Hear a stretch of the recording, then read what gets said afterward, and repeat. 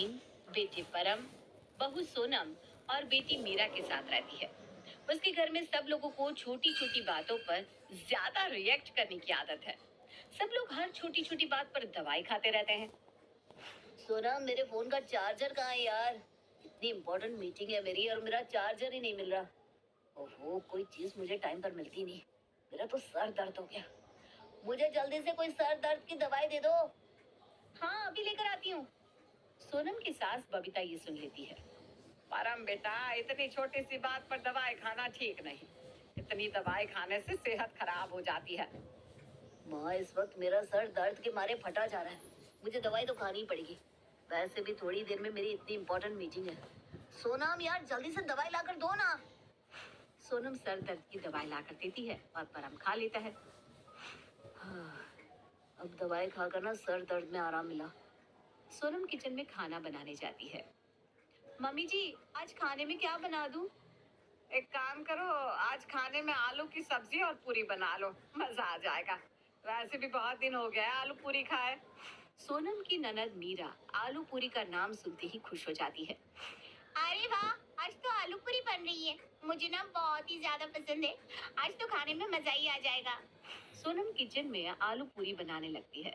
तभी पूरी तलने में सोनम का हाथ जल जाता है। ओ मारे, मेरा तो हाथ ही जल गया। आ, आ। सोनम जोर जोर से चिल्लाती है। सोनम के चिल्लाने की आवाज सुनकर उसकी ननद मीरा और सास बबीता आते हैं। क्या हुआ बेटा? देखो ना मम्मी जी, मेरा कितना हाथ जल गया। अरे बेटा, थोड़ा सा ही तो लगा है। लाओ दवाई लगा देती हूँ, ठीक हो जाएगा। नहीं नहीं मम्मी जी, इतना ज्यादा जल गया है, मुझे तो दवाई ही खानी पड़ेगी। अरे बहू, इतनी सी बात पर दवाई खाना अच्छी बात नहीं है। मम्मी जी, आप नहीं समझेंगी। दर्द हो रहा है मुझे, दवाई तो खानी ही पड़ेगी। सोनम जाती है और दवाई खा लेती है। दवाई लेने के बाद तुरंत सोनम कहती है, हाँ, दवाई खाने के बाद ना हाथ की जलन कुछ कम हुई। नहीं तो दर्द के मारे मेरी तो जान ही निकल रही थी। कमाल है, बहू ने अभी तो दवाई खाई। दवाई खाते ही दर्द में आराम कैसे हो सकता है? थोड़ा तो वक्त लगता है ना दवाई को अपना काम करने में। सोनम फिर से गर्मा गर्म पूरियां बनाने लगती है। अरे वाह भाभी, गर्मा गर्म आलू पूरी बन गई। मुझसे तो अब कंट्रोल ही नहीं हो रहा, मैं तो खाने बैठ रही हूँ। मीरा गर्मा गर्म आलू पूरियां खाने लगती है। अरे वाह भाभी, बहुत टेस्टी बनी है। सच में दीदी, आप पेट भर के अच्छे से खाना। मीरा आलू पूरी खाती जा रही थी और वो इतनी स्वादिष्ट बनी थी कि वो कुछ ज्यादा ही खा लेती है। अब ज्यादा खाने से मीरा का पेट दर्द होने लगता है। मीरा अपना पेट पकड़कर सोफे पर बैठ जाती है। क्या हुआ मीरा? अरे माँ, बहुत पेट दर्द हो रहा है। आज भाभी ने आलू पूरी बनाई थी और इतनी टेस्टी थी कि मुझसे रहा नहीं गया। स्वाद स्वाद में कुछ ज्यादा ही खा लिया। अब मेरा पेट दर्द कर रहा है। मुझे पेट दर्द की दवाई खानी पड़ेगी। अरे बेटा, इतनी छोटी सी बात पर दवाई नहीं खानी चाहिए। माँ, आप समझ ही नहीं रही हो। बहुत तेज पेट में दर्द है, दवाई खानी ही पड़ेगी। मीरा जाकर पेट दर्द की दवाई खा लेती है। दवाई मुंह में रखते ही मीरा कहती है, अरे वाह, दवाई खाने के बाद तो मेरा पेट दर्द बिल्कुल ठीक हो गया। ये कैसे हो सकता है? दवाई खाने के तुरंत बाद ही सब लोग कैसे ठीक हो सकते हैं? कोई तो बात जरूर है, मुझे पता लगाना होगा। तभी बबीता के पति अरविंद वहां लंगड़ाते हुए आते हैं। अरे क्या हुआ आपके पैर को? कुछ नहीं, घूमने गया था दोस्तों के साथ।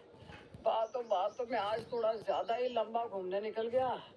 अभी पैर दर्द के मारे फट रहे हैं। जल्दी से कोई पैर दर्द की दवाई दे दो। अरे इतनी सी बात पर दवाई क्या खानी? इतनी दवाई खाना सेहत के लिए अच्छा नहीं होता। बबीता, अभी पैरों में इतना दर्द हो रहा है, दवाई लाकर दो ना। जिसे दर्द होता है ना, उसे पता रहता है कि कितनी जरूरी है दवाई। बबीता अरविंद को दवाई देती है। अब जाके पैरों में आराम मिला। इनका भी पैरों का दर्द दवाई खाते ही ठीक हो गया। तभी बबीता का ध्यान अरविंद को दी हुई दवाई पर जाता है। वो हैरान रह जाती है।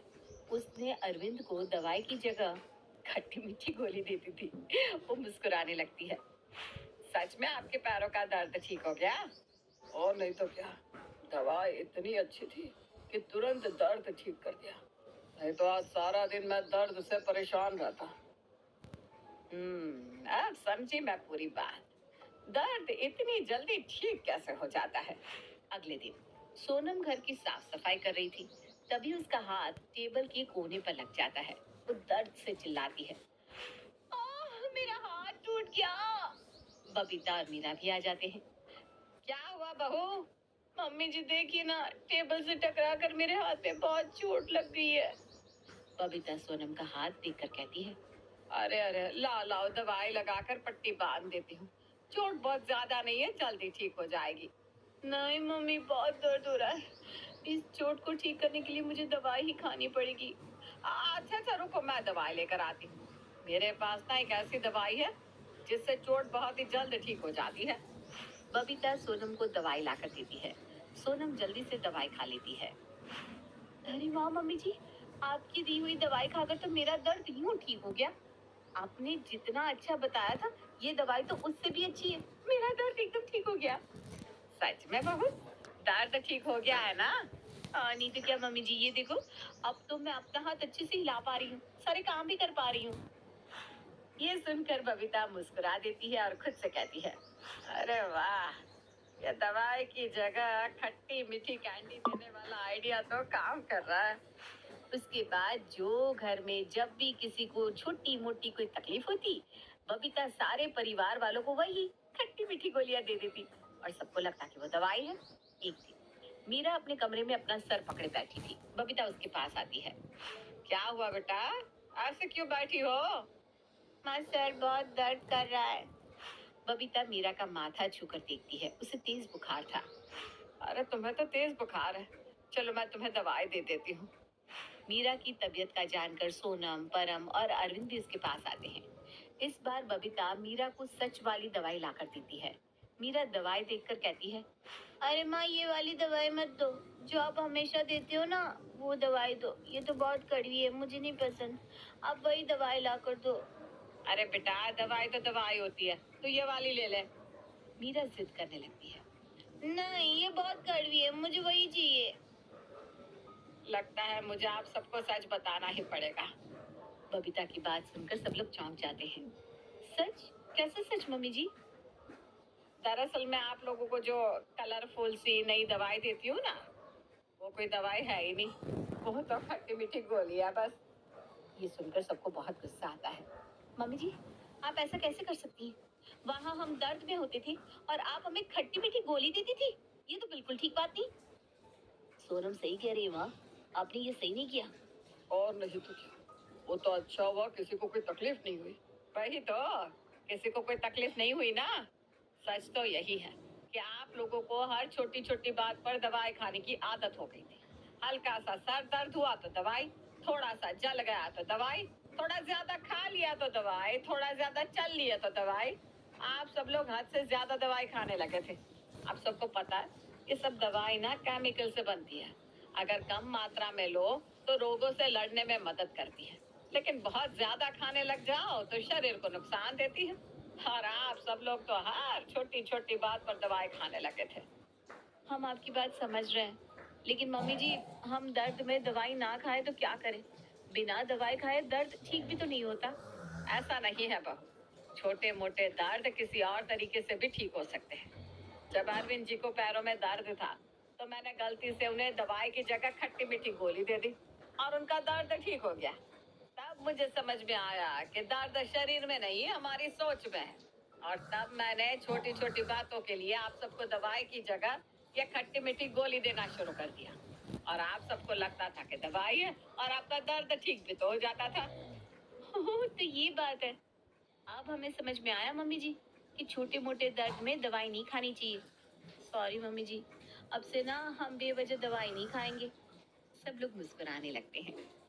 अगर ऐसा है तो आप मुझे अभी वही खट्टी मीठी गोली दे दीजिए, मैं ठीक हो जाऊंगी। अरे नहीं मेरा बेटा, इस बार तुम्हें सच में तेज बुखार है। अब तुम्हें सच में दवाई लेनी चाहिए। अगर सच में कोई बीमारी हो जाए तो दवाई खाने में कोई दिक्कत नहीं होती। वो मीरा को दवाई देती है और मीरा जल्दी ही ठीक हो जाती है। अब हम समझ गए मम्मी जी, अगर हो जाए कोई बीमारी तो दवाई ही देगी आराम, और छोटी मोटी बातों में काम आएगी खट्टी मीठी गोली। सब लोग खट्टी मीठी गोली खाते हैं और मुस्कुराते हैं। आज